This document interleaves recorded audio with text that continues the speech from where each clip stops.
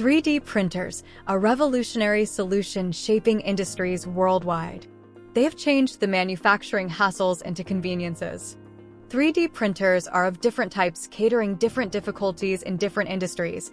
Let's talk about these types in detail. First one is stereolithography, or SLA, a specific 3D printing method. It excels in creating detailed parts with smooth surfaces, perfect for medical models and precise prototypes.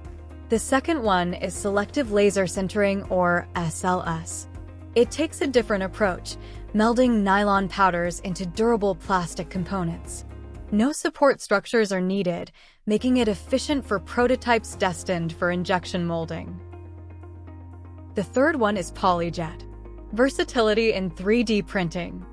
Need diverse properties like colors and materials? Polyjet's your go-to. Ideal for prototyping elastomeric or overmolded parts, eliminating early tooling investment headaches. The fourth one is digital light processing, DLP. DLP cures liquid resin using a digital light projector. Fast, efficient, and suitable for low-volume production runs of plastic components. The fifth one is direct metal laser sintering, or DMLS. It crafts metal components with precision, perfect for medical applications with complex geometries. And the sixth one is electron beam melting, EBM. Electron beam melting employs an electron beam controlled by electromagnetic coils to melt metal powder. The build occurs in a heated, vacuum environment. From intricate plastic prototypes to durable metal components. The types of 3D printing methods.